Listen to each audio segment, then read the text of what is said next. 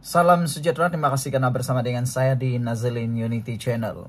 Papa Gomo baru-baru ini kononnya gembira kerana sudah mendapat pelepasan daripada mahkamah berkaitan dengan kes hasutan beliau terhadap Anwar Ibrahim. Tapi kali ini diperingatkan sekali lagi kepada Papa Gomo bahawa dia akan menghadapi perkara itu bukan selesai sudah.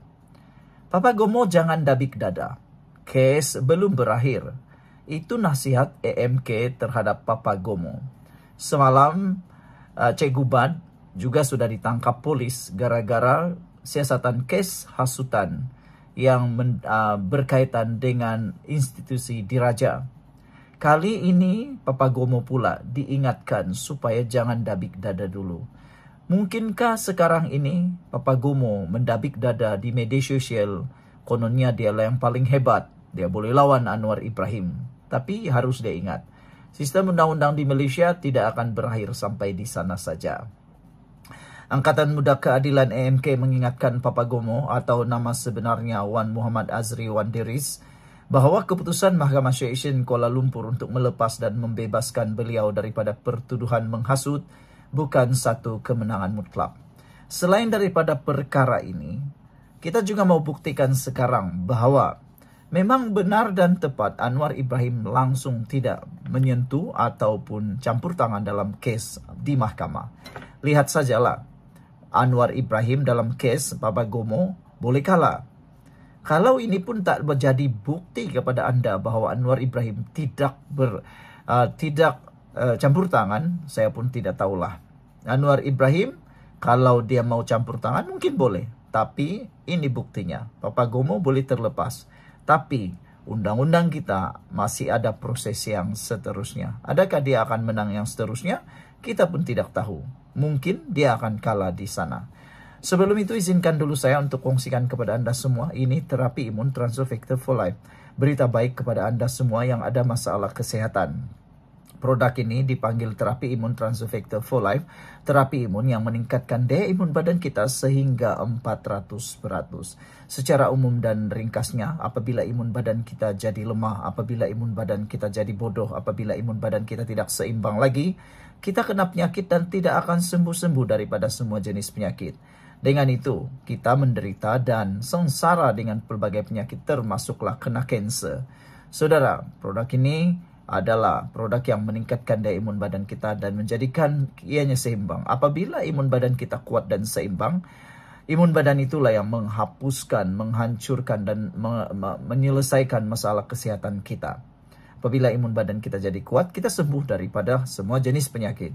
Cepat dapatkan produk yang hebat ini melalui nombor telefon saya yang tertera. Saudara, kalau anda sudah bertahun-tahun berdoa untuk kesehatan anda, mungkin ini pintu yang Tuhan buka untuk jalan penyelesaian kesehatan anda.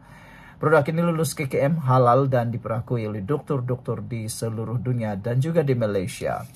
Saudara-saudara sekalian, Ketua Penerangan AMK Dennis Hairudin dalam satu kenyataan berkata Papa Gomo masih perlu berdepan dengan proses undang-undang seterusnya kerana Jabatan Peguam Negara telah pun mengemukakan notis rayuan bagi membatalkan keputusan tersebut. Jangan bermimpi untuk mendabik dada seolah-olah dirinya telah suci bersih kerana perjalanan kes ini masih belum selesai, ujarnya. Beliau mengulas keputusan Mahkamah Syariah Kuala Lumpur yang melepas dan membebaskan Papa Gomo daripada pertuduhan di bawah Akta Hasutan 1948 sambil menegaskan bahawa kes itu masih belum berakhir. Mengulas dakwaan Papa Gomo bahawa Perdana Menteri Datuk Seri Anwar Ibrahim pro-Israel, Dennis menyifatkan ia fitnah jahat yang bercanggah dengan fakta. Ini kerana katanya fakta membuktikan bahawa Perdana Menteri adalah antara pemimpin dunia yang paling lantang menentang Israel di pentas antarabangsa. Malaysia di bawah kepimpinan beliau konsisten menyuarakan isu Palestin di Pertubuhan Bangsa-Bangsa Bersatu, Pertubuhan Kerajaan Islam OIC. Malah Anwar juga secara terbuka mengkritik kekejaman Israel melalui media antarabangsa. Kerajaan Perpaduan turut menyalurkan ratusan juta ringgit bantuan kemanusiaan untuk Palestin. Inilah bukti jelas bahawa kerajaan tidak pernah tunduk kepada Israel, jauh sekali menjadi proksi Zionis. Beliau pada masa sama menyifatkan Papagomo sebagai seorang pengecut politik yang hidup atas fitnah dan pembohongan. Katanya, penyokong pro-pembangkang itu tidak peduli pada darah yang tumpah di bumi Palestin. Sebaliknya hanya peduli pada modal politik murahan untuk memuaskan nafsu kerakusan kuasa. Sekian dulu untuk kali ini. Jangan lupa tinggalkan komen Anda. Bye-bye. Salam sejahtera. Terima kasih karena bersama dengan saya di Nazilin Unity Channel. Siapa yang tidak kenal dengan Papagomo, Cikgu Bad, dan Rafidah? Ketiga-tiga mereka ini adalah antara penyokong tegar Perikatan Nasional yang seringkali menimbulkan kekecohan, kontroversi, dan beranilah. Ada yang kata mereka ni berani yang tidak tentu fasal, berani langgar dinding dan sebagainya. Sudah beberapa kali mereka ni dikenakan tindakan, ditangkap, ditahan dan macam-macam lah. Dan ada juga beberapa kali atau ada juga mereka kalah di dalam zaman fitnah. Papagomo antaranya sudah dijemput masuk ke penjara kerana menghina mahkamah. Dan yang terkini, Rafidah pula sedang dalam keadaan yang sangat terdesak apabila beliau kini disaman. Dan terkini, Cikgu Bad pula ditahan, disiasat berhubung ceramah berunsur hasutan. Macam inilah. Macam manapun Anda mahu berjuang, macam manapun Anda mahu menang, macam manapun Anda mau menang atau mau tumbangkan sesiapa, cubalah untuk tidak menggunakan isu-isu hasutan. Karena negara kita ini bukan milik satu parti sahaja. Negara ini bukan milik satu orang sahaja. Negara ini bukan milik satu individu tertentu ataupun kumpulan-kumpulan tertentu. Negara kita ini adalah milik kita semua. Kita jaga sama-sama, kita bangunkan sama-sama. Kalau nak berpolitik, silakanlah berpolitik. Seperti kata Anwar Ibrahim, Perdana Menteri Malaysia, kalau nak protes, proteslah. Tapi jangan sampai Anda gunakan hasutan, fitnah, dan perkara yang tidak senonoh. Dan hari ini, Cikgu Bad ditahan, disiasat berhubung ceramah berunsur hasutan. Aktivis politik Badrul Hisham Saarin atau lebih dikenali sebagai Cikgu Bad ditahan polis pada Jumaat selepas dipercayai menyampaikan ceramah berunsur hasutan dan membuat dakwaan tidak berasas berhubung institusi diraja. Sampai begitu sekali menggunakan dakwaan tidak berasas terhadap institusi diraja. Yang paling aku tak suka ialah sampai institusi diraja pun mereka politikkan. Sebelum itu izinkan saya untuk kongsikan dulu kepada Anda semua. Ini terapi imun Transfer Factor for Life. Terapi imun yang meningkatkan daya imun badan kita sehingga 400%. Secara umum dan ringkasnya, apabila imun badan kita lemah, apabila imun badan kita jadi bodoh, apabila imun badan kita tidak seimbang, kita kena penyakit dan tidak sembuh daripada semua jenis penyakit dan kita menderita.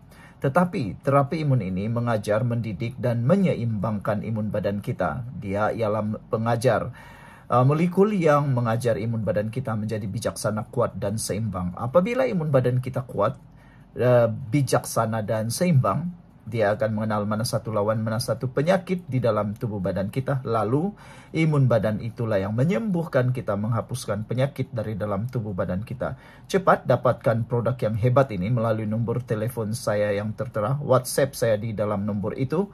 Dan, saudara, produk ini lulus KKM, diperakui oleh dokter-dokter di seluruh dunia, dan paling penting halal. Dapatkannya sekarang. Mungkin ini jawaban kepada doa Anda selama ini yang mau sembuh daripada penyakit Anda. Saudara-saudara sekalian, ramai sebenarnya yang gembira dengan penahanan ini. Semalam penahanan lelaki berusia 47 tahun itu dilakukan kira-kira pukul 10.25 malam. Pengarah Jabatan Siasatan Jenayah JSA Bukit Aman, Datu M. Kumar berkata, pihaknya mengesan video ceramah tersebut tular pada Khamis yang memaparkan Cikgu Bad sedang menyampaikan ucapan berunsur hasutan. Menurutnya, permohonan reman di bawah Seksyen 117 Kanun Tata Cara Jenayah akan dibuat pada Sabtu ini. Siasatan berhubung penularan video itu dijalankan oleh unit siasatan jenayah terkelas bahagian D5 JSJ Bukit Aman sejurus laporan diterima. Kes disiasat di bawah Seksyen 4 dalam kurungan 1 Akta Hasutan 1948, Section 505 dalam kurungan B Kanun Keseksaan serta Section 233 Akta Komunikasi dan Multimedia 1998. Beliau menegaskan bahwa polis Diraja Malaysia tidak akan berkompromi dan akan mengambil tindakan tegas terhadap mana-mana pihak yang membuat atau menyebarkan kenyataan berunsur hasutan sehingga menimbulkan kegentaran awam serta mengganggu keharmonian masyarakat di negara ini. Sekian dulu untuk kali ini. Jangan lupa tinggalkan komen Anda, tekan butang subscribe. Bye-bye.